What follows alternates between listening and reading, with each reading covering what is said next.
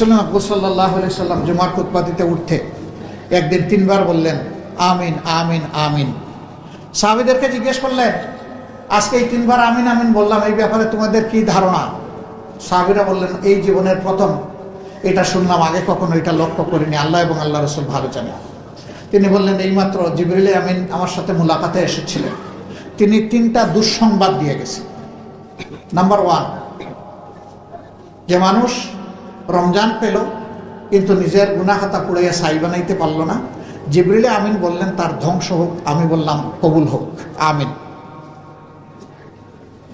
এরপরে তিনি বললেন, ওই লোক ধ্বংস হোক যে রাসূল করিম সাল্লাল্লাহু আলাইহি সাল্লামের পবিত্র নাম শোনার পরে তার প্রতি শ্রদ্ধা নিবেদন করে, দরুদ পেশ করে না, আমি বললাম আমিন। ওই লোক ধ্বংস হোক যে জীবনে তার মা পেল, বাবা পেল, বৃদ্ধ বয়সে, অথবা কমপক্ষে একজন পেল, কিন্তু মন ভরে তাদের সেবা করে নিজের জন্য জান্নাত নিশ্চিত করতে পারলো না, সে ধ্বংস হোক, আমি বললাম আমিন। লাআল্লাকুম, হয়তোবা আশা করা যায় তোমরা তাত্তাকুন, তোমরা ভয় করতে শিখবে। এই ভয়টা কারে? এই ভয়টা যিনি আয়াত নাজিল করেছেন কেবলই তারে, অন্য কাউকে না, আল্লাহ সুবহানাহু ওয়া তাআলা। এই একটা আয়াতের মধ্যে গোটা মানবতা ঢুকে গেছে।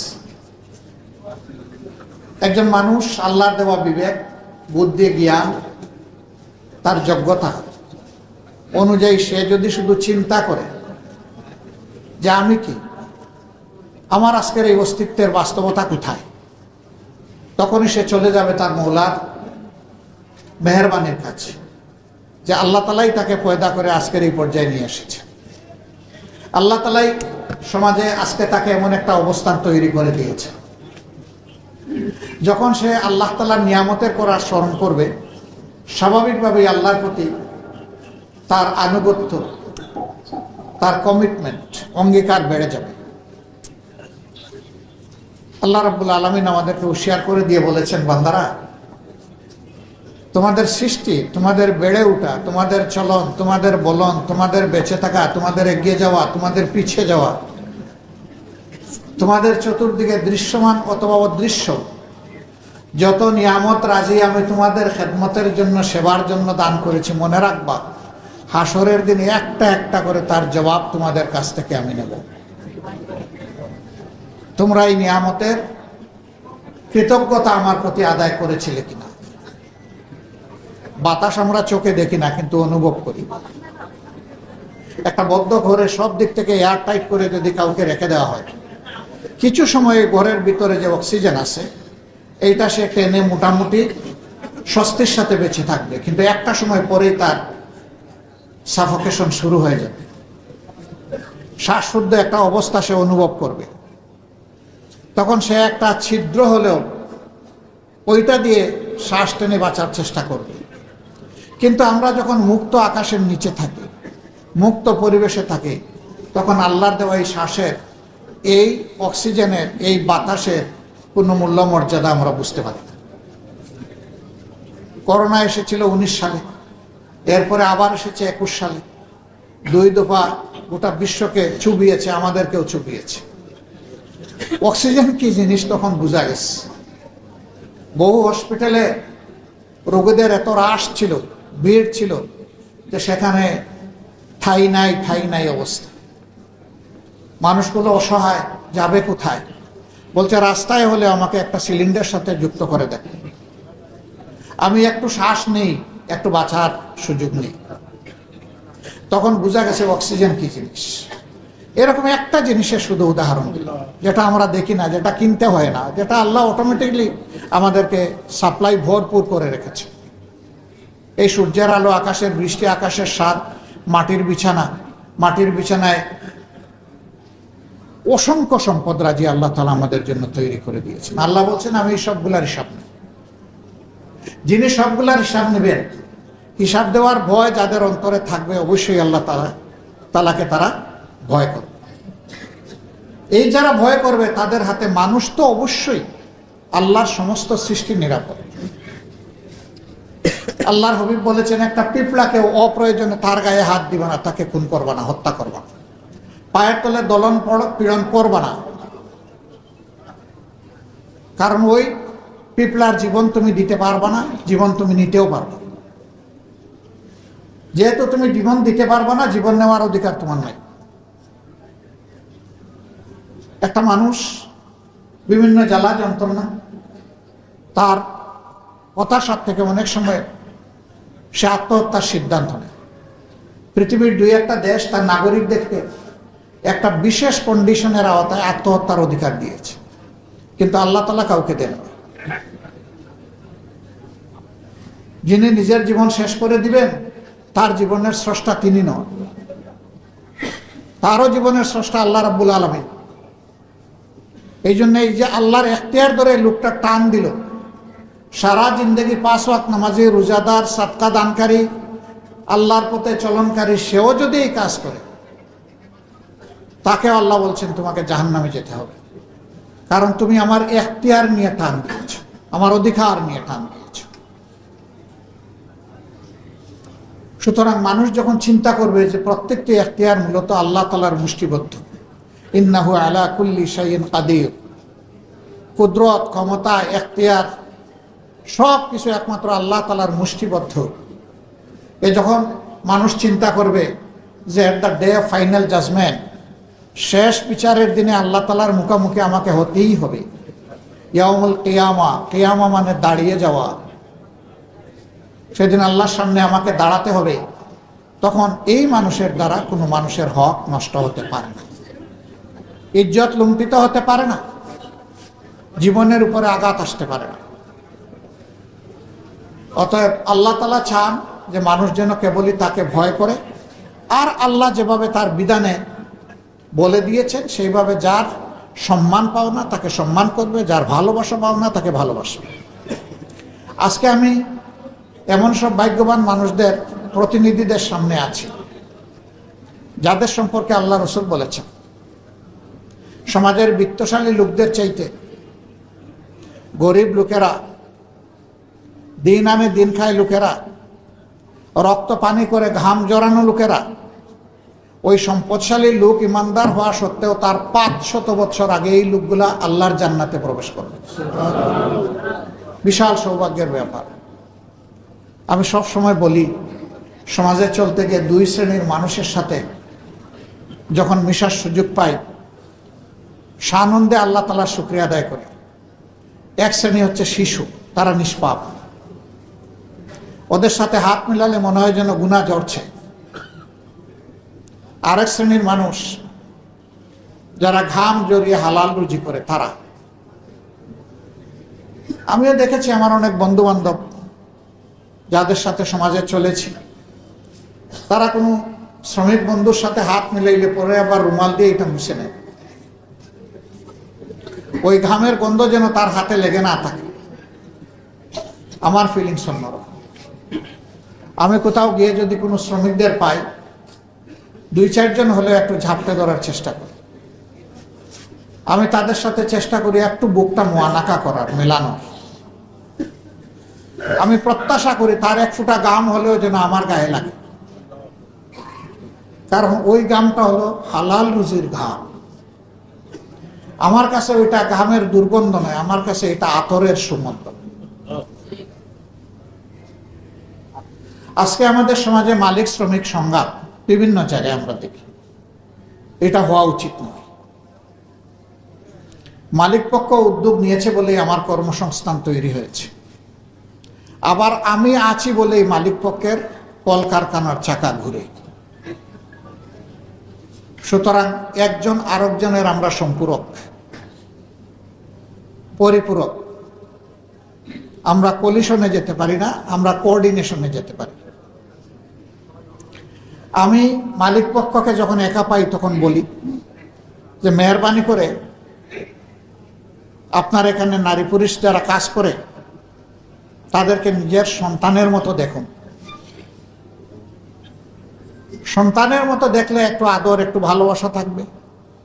একটু ভুল করলে এটা ইগনোর করতে পারবেন। কিন্তু আপনি যদি শ্রমিকের মতো দেখেন, তাইলে সামান্য ভুল ত্রুটি বিচ্যুতিও আপনি ক্ষমা করতে চাইবেন না, তখন আপনি কঠোর হবেন। আপনি যখন কঠোর হবেন, আপনার সহকর্মী তখন মনে মনে ভাববে আমার সর্বসত্তা যোগ্যতা উজাড় করে আমি দিয়েই যাচ্ছি, কিন্তু মানুষ হিসাবে তার কাছে তো আমার কোনো মূল্যায়ন নেই, আমার জন্য শ্রদ্ধা ভালোবাসার একটু জায়গা নেই। কিন্তু সে যখন দেখবে উল্টা দিকে যে আপনি ঠিকই সন্তানের মতো আদর করেন, ভুল করলেও মাথায় হাত বুলিয়ে দিয়ে বলেন আমি তোমার কাছে এটা আশা করিনি, তোমার জন্য দোয়া থাকলো, আপনার শাসনের জন্য এনাফ ইজ এনাফ। আপনি গালি দিয়ে, ধমক দিয়ে, পুলিশে ধরিয়ে দিয়ে, চাবুক মেরে আপনি শাসন করে কোনো বেনিফিট পাবেন না। আপনি আদরের সাথে একটু শাসন জড়ায় দেন, that will be best administration. আপনি সেটা করেন।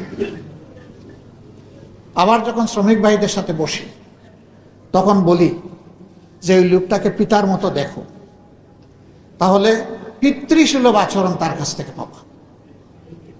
কিন্তু তুমি যদি ভাই মুখামুখি হয়ে যাও, বোন তুমি মুখামুখি হয়ে যাও, তাহলে এই নিয়ামত তুমি পাবা না। আর তোমাকে যে স্থাপনা তোমার হাতে এস্টাবলিশমেন্ট তুলে দেওয়া হয়েছে, তার ক্যাপিটাল মেশিনারি সহ এই সবগুলাকে তোমার সন্তানের মতো তুমি দেখো, তাহলে এগুলার যত্ন নেওয়া, রক্ষণাবেক্ষণ করা, তার বেস্ট ইউটিলাইজেশন করা তোমার পক্ষে সম্ভব। যদি এই কারখানা বেঁচে থাকে তুমি বেঁচে থাকবা, যদি এই গাড়িটা যানবাহন বেঁচে থাকবে তুমি বেঁচে থাকবা।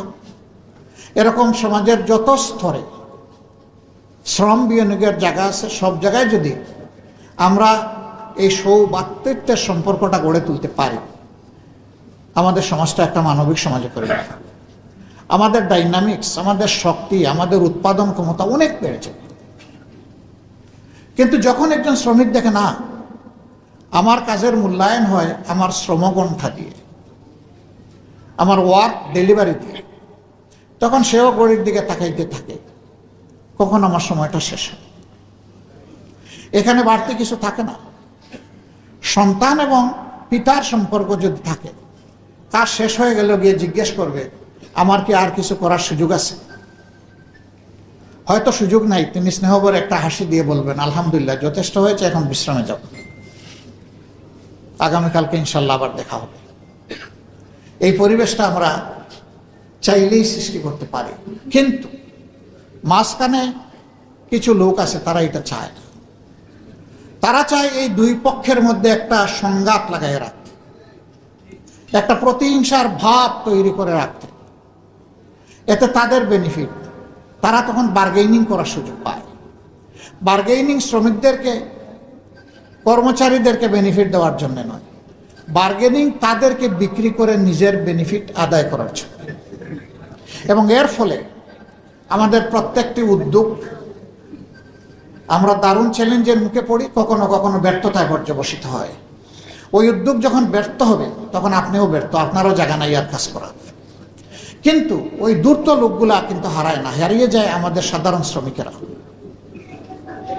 ইসলাম সেই কল্যাণের বিধান সব জায়গায় ঢুকাতে চায়, অন্তর্ভুক্ত করতে চায়। শ্রমিক কল্যাণ ফেডারেশন, নাম দেখেন শ্রমিক কল্যাণ ফেডারেশন, এটা শ্রমিকের কল্যাণে কাজ করে, প্রকৃত কল্যাণে কাজ করে। দুটা কল্যাণ, একটা হচ্ছে প্রত্যেক শ্রমিককে মানবিক অনুভূতি জাগিয়ে তুলে তার মাঝে নৈতিকতা তৈরি করা, সে স্বকীয় দায়িত্ববোধের জায়গা থেকে তার দায়িত্বের পুরাটা আদায় করে সে চাইবে তার পুরা রুজিটা হালাল হোক, এবং এর মাধ্যমে শ্রমগণ এলাকায় উদ্যোগগুলা সফল হোক। দ্বিতীয়ত, তাদের কোনো অধিকার কেউ যেন কায়দা করে কোনোভাবে কেড়ে নিতে না পারে, তার পক্ষে যোদ্ধা হয়ে দাঁড়ায় যাওয়া, লড়াই করা, অর্থবহ সহযোগিতা করা। আমি শ্রমিক কল্যাণ ফেডারেশনকে বলবো কাজ আপনাদের শুরু, শেষ হয়নি। এই নির্বাচনের আগে পরে আমি বিভিন্ন জায়গায় যাওয়ার সুযোগ পেয়েছি। আমি তাদের চোখে মুখে মুক্তির একটা আকাঙ্ক্ষা লক্ষ্য করেছি। একটা জায়গায় খুবই প্রেস্টিজিয়াস জায়গা, খুব সেন্সিটিভ জায়গা, সেখানকার স্বল্প আয়ের চাকরিজীবী যারা, তারা বলল এখানে দাসত্ব প্রথা চলে।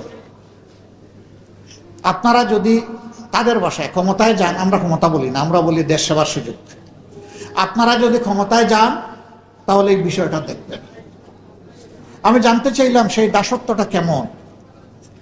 যা পাইলাম তা দুঃখজনক। নিজের জুতাও পরিষ্কার করে দিতে হয়, সাহেবানের জুতাও পরিষ্কার করে দিতে হয়, খুলে দিতে হয়, পরিয়ে দিতে হয়। যাকে দেওয়া হচ্ছে তিনি তরুণ, যিনি দিচ্ছেন তিনি বঞ্চ একটু বয়স্ক। সবই তো উলট পালট হয়ে গেল, মানবতা থাকলো কোথায়? হ্যাঁ, কোনো বয়স্ক মানুষ, কোনো সমস্যাগ্রস্ত মানুষকে যদি কেউ স্বেচ্ছায় এরকম এগিয়ে আসে, খুশি হয়ে সাহায্য করতে, আলহামদুলিল্লাহ, সে আল্লাহর দরবারে সম্মানিত হবে। কিন্তু সে স্বল্পায়নের মানুষ বলে আমার এবং আমার ওয়াইফেরও জুতার সমস্ত ধুলাবালি তাকেই পরিষ্কার করে দিতে হবে, তার বয়স যাই হোক না কেন। এটা হীনমন্যতা, এটা কখনো মানবতা হতে পারে না। আমরা ওই সমাজটা পাল্টাতে চাই। আমরা একটা কেয়ারিং সোসাইটি, একটা দরদি সমাজ গড়তে চাই, যেখানে প্রত্যেকটা মানুষ প্রত্যেকটা মানুষকে সম্মান করবে, ভালোবাসবে। তিনি আমার পরিচিত হোক অপরিচিত হোক, for me enough you are she is an human being. আর কিচ্ছু লাগে না আমার, যে তিনি একজন মানুষ, এতটুকুই আমার কনসিডারেশনের জন্য, তাকে সম্মান করার জন্য যথেষ্ট। আল্লাহকে ভয় করলেই কেবল এটা সম্ভব, অন্যভাবে সম্ভব নয়। আল্লাহকে ভয় করা প্রত্যেকটি মানুষ, তার ফিলিংস হচ্ছে আমার চাইতে বাকি সবগুলা মানুষ ভালো, আমি দুর্বল তাদের মধ্যে, আমি গুনাহগার তাদের মধ্যে। এই ফিলিংস যার থাকবে তার দ্বারা সমাজ যুগে যুগে উপকৃত হবে ইনশাআল্লাহ। শ্রমিক কল্যাণ ফেডারেশনের হাত ধরে শ্রমিক অঙ্গনে সেই পরিবেশ তৈরি হোক, সেই মানুষ তৈরি হোক, আমরা দোয়া করি। এবং তাদের আউটস্ট্যান্ডিং ক্যাপাসিটির কারণে যারা উদ্যোক্তা মালিক পক্ষ আছেন, তারাও আরো বেশি মানবিক এবং দায়িত্বশীল হন তাদের সহকর্মীদের প্রতি, কারখানার প্রাণ শ্রমিকদের প্রতি। আমরা সেই দোয়াটুকু আল্লাহর দরবারে করি। আল্লাহ তাআলা সবাইকে সুস্থ রাখুন। আল্লাহ রাব্বুল আলামিন এই রমজানের বরকত আমাদেরকে দান করুন। রোজার ফজিলত সম্পর্কে আমি একটা হাদিস এখানে পড়েছি।